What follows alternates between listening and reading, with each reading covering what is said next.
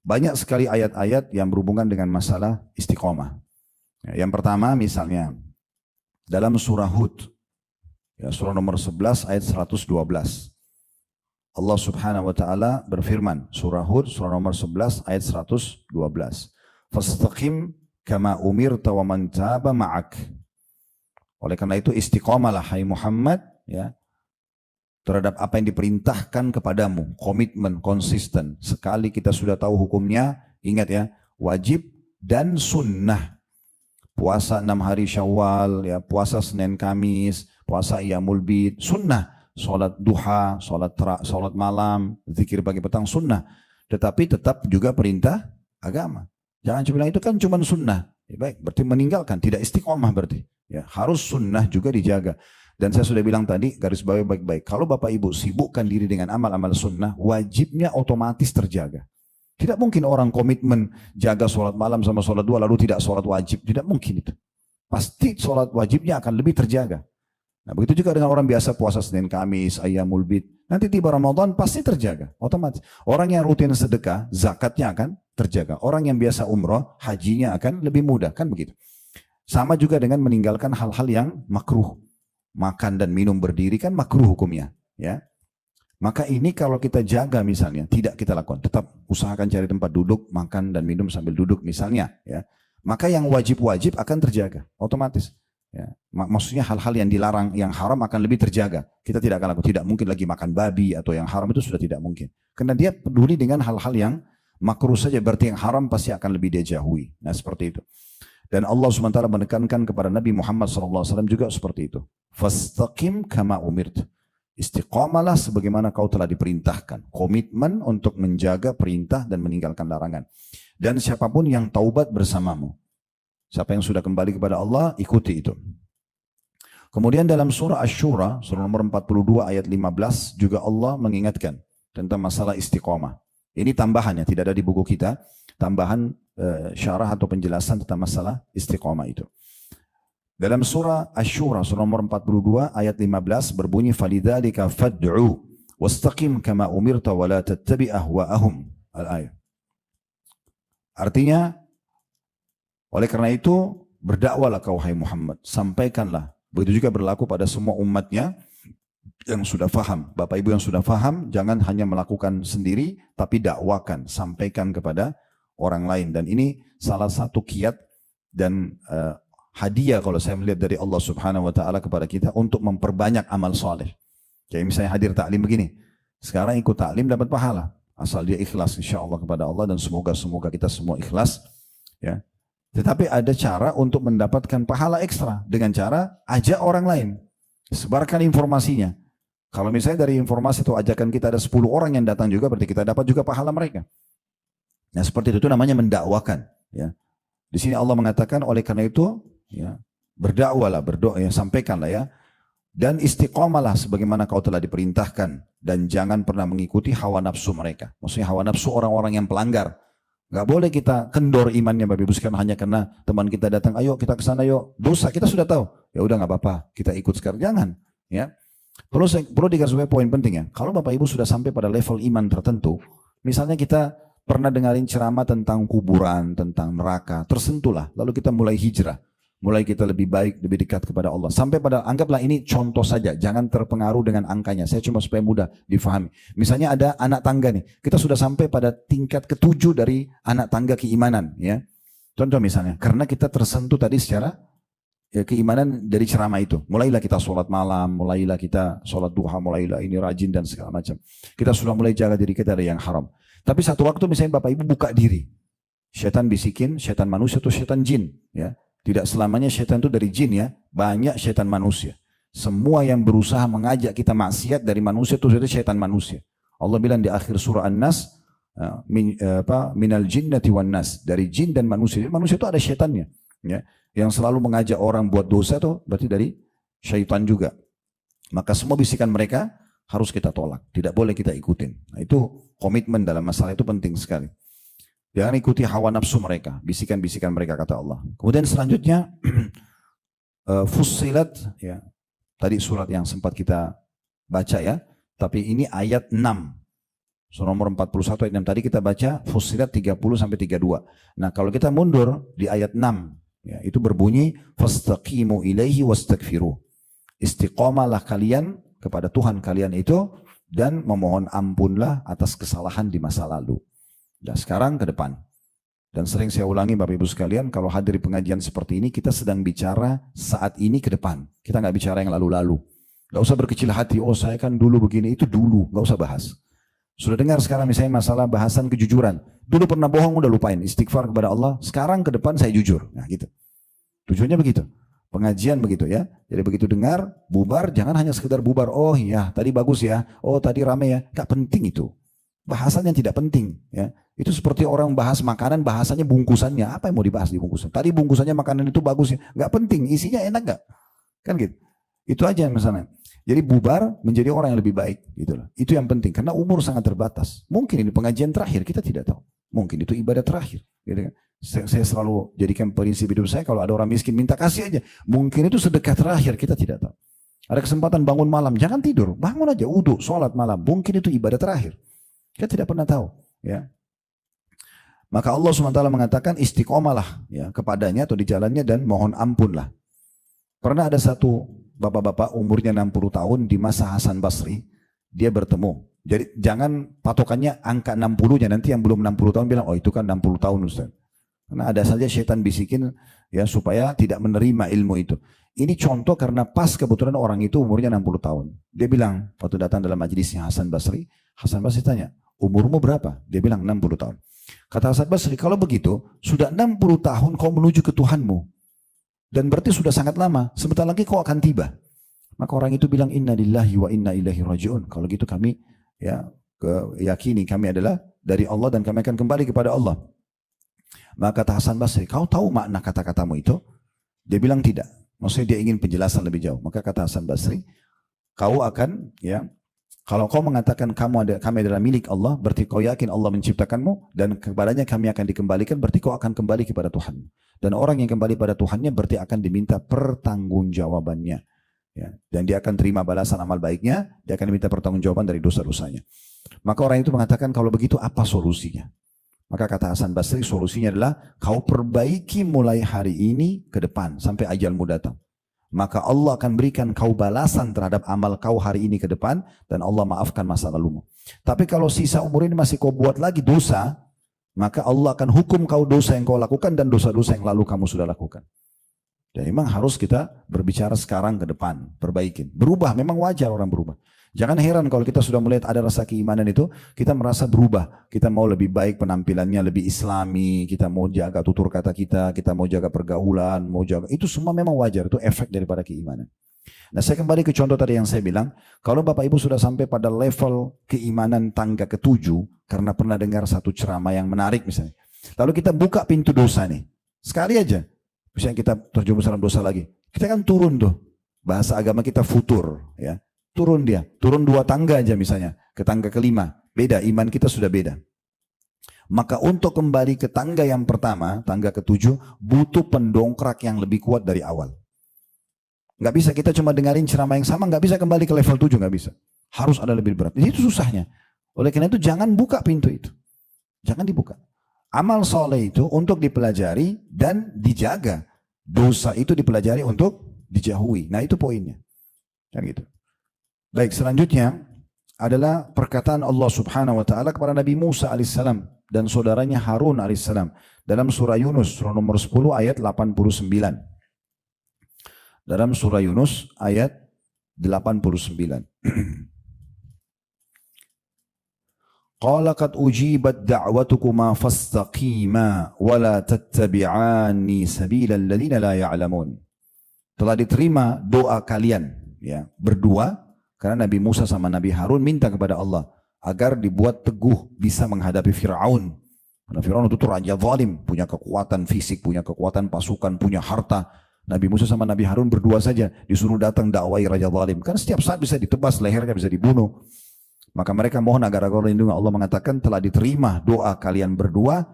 Oleh karena itu caranya supaya kalian bisa selamat fastaqima, konsisten, istiqamah. Sekarang kalau kalian sudah yakin ini, pegang teguh kebenaran ini, Amalkan apa yang Allah perintahkan, tinggalkan apa yang Allah larang. Dan jangan pernah mengikuti perintah atau jalan orang-orang yang tidak tahu. Kalau mereka belum paham, jangan ikut-ikutan. Ya. Tidak apa-apa ya Bapak Ibu sekalian ya, kalau misalnya ada yang, karena kita coba komitmen lalu mereka mengatakan, kau so alim, kau gini, tidak apa-apa. Tidak masalah, tidak usah terpengaruh dengan itu. Jangan kendor imannya seperti kerupuk, diketuk sedikit pecah. Ya. Imannya harus seperti baja, bisikan apapun jangan terpengaruh. Sedikit-sedikit terpengaruh, sedikit-sedikit berubah gitu ya. Baik, kemudian selanjutnya dalam surah Al-Ahqaf, surah nomor 46 ayat 13 sampai ayat 14. Al-Ahqaf, surah nomor 46 ayat 13 sampai ayat 14. Allah Subhanahu wa taala berfirman, Innal ladzina qalu rabbuna Allahu thumma istaqamu fala khaufun 'alaihim wala hum yahzanun ulaika ashabul jannati khalidina fiha jazaa'an bima kanu ya'malun. Artinya, sesungguhnya orang-orang yang mengikrarkan, mengucapkan Tuhanku Allah, merenungi selalu dengan fikirannya, meyakini dengan hatinya, kemudian istiqomah, konsisten. Mulai sejak itu, kayak kita sekarang, mulai dari pengajian ini ke depan, udah mulai apa yang Allah perintahkan, sibuk dengan itu, apa yang Allah larang, meninggalkan, gitu kan? Maka tidak perlu ada rasa takut pada mereka. Ingat tadi kita jelaskan rasa takut dari apa? Menghadapi kehidupan setelah kematian. Ya. Nanti di kuburan, nanti hari mahsyar, nanti neraka. Tidak usah khawatir. Yang penting sudah selama hidup istiqomah. Itu kan sudah coba kerjakan ibadah-ibadah, tinggalkan larangan, maka sudah tidak usah takut. Dan tidak usah sedih. Ingat tadi makna sedihnya? Ya, tidak usah sedih dengan apa yang kalian tinggalkan di dunia. Gak usah pikir tuh anak, bagaimana makannya, bagaimana nanti siapa yang besarin, bagaimana itu bukan urusan kita. Ya, itu urusan Allah sudah. Lalu Allah mengatakan, itu ayat 13-nya ya. Ayat 14-nya, mereka adalah penghuni surga yang akan kekal di dalamnya sebagai balasan terhadap apa yang telah mereka lakukan. Nah, kita perlu garis bawahi di sini, ada pendapat-pendapat ulama tentang, itu tadi beberapa ayat-ayat tentang istiqomah ya. Ada pendapat-pendapat ulama Bapak Ibu sekalian tentang masalah istiqomah itu di atas apa sih? Nah, yang pertama tadi perkataan Abu Bakar itu yang paling sering diangkat oleh para ulama, yaitu istiqomah di atas tauhid. Istiqomah di atas tauhid, itu perkataan Abu Bakar radhiyallahu anhu. Dan beliau mengatakan hampir setiap kali terlewatkan surah Fussilat ayat 30 dan juga surah Ahqaf ya, ayat 13 sampai 14, kecuali beliau selalu mengingatkan masalah itu. Beliau mengatakan kepada orang-orang di sekitarnya, mereka adalah orang-orang yang tidak mempersekutukan apapun dengan Allah. Ingat tadi saya kasih contoh syirik. Ya, gak usah pakai jimat-jimat, gak usah. Kata Nabi SAW, Man allaka tamimatan faqad asyrak. Siapa yang menggantungkan jimat di badannya, di rumahnya, maka telah syirik. Gak boleh syirik. Murni. Harus betul-betul bertauhid kepada Allah Subhanahu wa ta'ala. Kemudian beliau pernah bertanya kepada beberapa sahabat, apa pendapat kalian tentang firman Allah Subhanahu wa taala, innal ladzina qalu rabbunallahu tsumma istaqamu. Bagaimana pendapat kalian tentang firman Allah, sesungguhnya orang yang mengikrarkan Tuhanku Allah, kemudian mereka istiqamah. Maka para sahabat sempat ada yang mengatakan, orang-orang yang mengatakan Tuhan kami adalah Allah, kemudian mereka mengamalkannya. Ya. Maka kata Abu Bakar, kalian telah mengartikan secara kurang tepat. Harusnya adalah mereka tidak menyimpang dengan cara berbuat syirik dan merusak tauhidnya. Nah, ini pendapat yang mengatakan tentang masalah makna istiqamah adalah di atas tauhid. Hanya bergantung, hanya memohon kepada Allah SWT dan tidak pernah mempartnerkan Allah dengan makhluknya, dengan minta-minta kepada benda-benda, patung, jimat, kuburan dan seterusnya. Kemudian ada pendapat lain yang mengatakan yaitu Mujahid, salah satu tabi'in, mengatakan rahimahullah, mereka adalah orang-orang yang memeluk Islam, kemudian tidak mempersekutukan Allah hingga mereka bertemu dengannya. Jadi ada tambahan perkataan Mujahid, orang-orang Muslim, kemudian setelah masuk Islam atau lahir dalam keadaan Islam, mereka istiqomah sampai mati dalam agama Islam. Itu dianggap juga masuk dalam ayat ini. Jadi mereka tidak murtad sama sekali. Dan juga selama hidupnya tidak berbuat kesyirikan. Ini pendapat seorang tabi'in bernama Mujahid. Umar bin Khattab berkata di atas mimbar tentang firman Allah, innal ladzina qalu rabbunallahu tsumma istaqamu. Sungguhnya orang-orang yang mengikrarkan Tuhanku Allah kemudian istiqamah, beliau mengatakan demi Allah mereka konsisten kepada Allah dengan mentaatinya dan tidak berkelok seperti berkeloknya serigala. Ini pendapat yang lain. Jadi tadi pendapat Abu Bakar adalah istiqamah di atas tauhid. Pendapat Umar bin Khattab radhiyallahu anhu adalah mereka istiqamah di atas perintah-perintah Allah dikerjakan semua wajib dan sunnah tadi atau meninggalkan yang haram ataupun makruh. Ulama menggabungkan pendapat-pendapat ini seraya mengatakan bahwasanya semua pendapat ini masuk dalam makna istiqamah. Istiqamah di atas tauhid, kemudian istiqamah dalam mengerjakan setiap perintah. Jadi jangan hari ini aja sholat malam, besok tidak. Nah, ini Nabi SAW pernah ingatkan seorang sahabat namanya Abdullah. Jangan kau hai Abdullah meninggalkan sholat malam seperti si fulan yang dulu kerjakan kemudian sekarang dia tinggalkan. Ya. Ibnu Rajab rahimahullah, salah satu ulama mengatakan, di dalam buku beliau Jami' Ulum wal Hikam di halaman 205, istiqomah dalam menempuh jalan yang lurus, yaitu agama yang lurus, agama Allah, tanpa berbelok sedikit pun darinya, baik ke kanan maupun ke kiri, dengan godaan apapun. Dan ia merasa cukup ya, dengan agama tersebut, serta selalu sibuk dalam melaksanakan semua ketaatan, baik yang lahir maupun batin, serta meninggalkan semua larangan tanpa memilahnya. Pokoknya selama itu haram, tolak. Siapapun yang ngajak, nggak boleh, ini haram dalam agama. Mau mereka godain kita, mau mereka siksa kita, nggak peduli. Hanya selama haram, nggak mau. Perintah oke, kita kerjakan. Dan seperti itu. Dan ini sudah pernah saya sebutkan juga Bapak Ibu sekalian. Kalau kita sederhanakan permasalahannya. Ingatlah, Allah itu selalu ya, membuat atau menciptakan untuk kita yang halal itu jauh lebih banyak dari yang haram. Haram itu sedikit sekali. Lalu untuk apa kita masuk dan menerabas yang haram ini? Ya gitu. Saya pernah kasih contoh kalau ingat, tubuh kita butuh protein hewani misalnya. Kan di daging itu, daging sapi, daging kambing, kan itu ada protein, bagus buat otot kita. Kan gitu.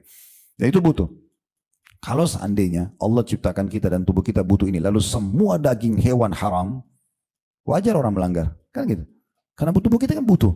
Kita pengen lihat, apalagi kalau dimasak dengan masakan yang enak misalnya. Tapi Allah dengan kemahamurahnya mengharamkan babi misalnya.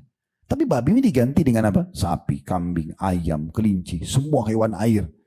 Haram satu atau dua, yang gantinya banyak. Kan gitu. Lalu kenapa kita harus terjerumus kan gitu? Allah haramkan khamar, nggak boleh khamar, narkotika, bahaya. Bisa merusak akal kalian, bisa merusak sikap kalian. Ya.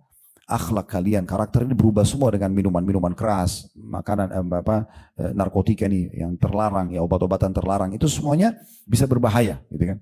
Makanya dikatakan dia ummul khaba'ith, induk daripada semua kerusakan. Karena orang kalau belum mabuk, mungkin masih tidak mau membunuh, tidak mau merkosa. Tapi kalau sudah mabuk bisa melakukan apa saja kan gitu. Di saat Allah larang khamr karena memabukkan, Allah gantikan ada air putih, ada susu, ada madu, ada sirup. Kenapa harus ini? Kan gitu. Kan ada gantinya. Di saat kita butuh biologis, Allah memang ciptakan kita ini butuh untuk saling lihat, cium, harus biologis. Gak bisa. Kalau tidak, nggak ada populasi manusia. Laki-laki mana mau dia tuangkan spermanya, maaf saya kasih contoh, kalau memang bukan karena Allah kasih dia syahwat. Perempuan juga mana mau ibu mau terima sperma laki-laki, terus hamil 9 bulan, bawa-bawa perutnya besar kemana-mana. Itu kalau Allah tidak buat kita punya rasa suka, nggak bakal mungkin mau kan gitu. Kan repot. Anak bayi lahir menangis harus diurus, sampai dari kecil, belum kadang-kadang dia aktif dan segala macam. Tapi dengan itu ada populasi manusia. Allah kasih kita ada cara yang salah, zina, cara yang benar, nikah. Bedanya zina sama nikah ini cuma kalimat akad saja. Saya terima nikah, saya nikahkan kamu, saya terima nikahnya. Boleh biologis sampai sepuasnya, berpahala malah. Di situ saatnya orang boleh berpacaran. Nah ini kalau yang tidak ada melalui akad Allah, jangan akad yang Allah perintahkan. Tidak boleh, kan selesai. Kan dikasih solusinya ya. Kalau kita dikasih syahwat, tidak dikasih solusi, wajar orang melakukan pelanggaran. Jadi tidak usah buka pintu-pintu syaitan itu. Karena pelanggaran atau dosa itu ibarat seperti racun. Dia satu tetes saja akan merusak satu gentong susu. Susu itu saya sering kasih gambaran sebagai amal soleh. Sedikit saja ibu dan bapak buka pintu dosa, sudah cukup bisa mengganggu kualitas ibadah kita. Itu bahayanya itu. Bahaya sekali dosa-dosa itu. Makanya para sahabat, para tabi'in, orang-orang soleh sebelum kita, kalau mereka sempat terbuka pintu dosa saja, mereka segera kembali istighfar, lalu mereka menebus kesalahannya itu dengan bersedekah, dengan lebih rajin ibadah, supaya jangan terbuka pintu ingin melakukan perbuatan pelanggaran tersebut. Semua pelanggaran akan ada konsekuensi hukumnya. Mungkin satu waktu, atau mungkin ada di antara Bapak Ibu yang bertanya, tapi kan kadang-kadang memang ada semangat kita ibadah, ada tidak semangat ibadah. Nah, ada jawaban dari Nabi SAW. Di saat Bapak Ibu lagi males, lagi kurang semangat ibadah, itu ada solusinya. Dalam sebuah hadis riwayat Imam Ahmad, kata Nabi SAW, inna likulli abidin syirrah. Sesungguhnya semua orang ibadah atau semua ibadah itu ada masa semangatnya. Walikulli syirratin fatrah. Dan di setiap semangat ada masa jenuh. Ini kata Nabi SAW, ada saatnya orang juga jenuh. Setiap malam, sholat malam terus. Mungkin dia jenuh. Ya. Bagaimana solusinya? Fa imma ila sunnati wa imma ila bid'ah. Nah, di masa jenuh itu cuma ada solusinya, dia tetap mau berjalan, tetap biar saya malas, tetap saya mau sholat. Terus berdoa, ya Allah kembalikan imanku seperti awal, kalau ini adalah penghalangnya dan dosa, maafkan. Dia tetap begitu, di atas sunnah, atau dia menuju ke perbuatan bid'ah, perbuatan-perbuatan yang jauh dari sunnah, maksudnya lawan sunnah gitu kan. Kayak sudahlah, nggak usah sholat malam, sudahlah nggak usah ngaji, lagi malas, misal dia tinggalkan perbuatan sunnah itu. Faman kanat fatratuhu ila sunnah, siapa yang pada saat lagi kendor itu dia berpegang tetap komitmen dengan sunnah, faqad ihtada, dia telah mendapatkan petunjuk. Artinya akan saatnya nanti kembali lagi kepada kualitasnya atau semangat yang awal. Waman kanat fatratuhu ila ghairi dzalika faqad halak. Dan siapa yang mengisi masa jenuhnya itu justru dengan selain sunnah, selain komitmen dengan ibadah, maka dia telah binasa. Dia telah binasa. Tadi saya sudah kasih contoh, karena untuk kembali kepada level iman kita yang pertama, itu butuh usaha yang luar biasa. Butuh usaha yang luar biasa. Kemudian ada pernah sahabat Nabi dalam hadis riwayat Muslim, dia ingin satu penjelasan dari Nabi yang ringkas, padat, dia bisa jadikan sebagai pegangan hidup. Dikatakan dalam riwayat qala ahadus sahaba, ada salah satu sahabat Nabi berkata, lin Nabi sallallahu alaihi wasallam, kepada Nabi sallallahu alaihi wasallam, qul li fil islami qaulan la as'alu anhu ahadan ghairak. Coba berikan aku satu nasihat ya Rasulullah, yang aku tidak perlu tanya orang lain lagi selain Anda. Jadi supaya aku sudah faham apa yang aku harus lakukan dengan agama Islam ini. Maka Nabi SAW bersabda, qul amantu billah thumma istaqim. Ikrarkan dengan lisanmu, renungi dengan fikiranmu, yakini dengan hatimu Tuhanku Allah, lalu istiqamalah. Udah, itu poinnya. Apa yang diperintahkan, kerjakan. Yang dihalalkan, nikmati. Yang dilarang, jauhi. Udah selesai. Itu aja sampai meninggal, sampai ajal datang.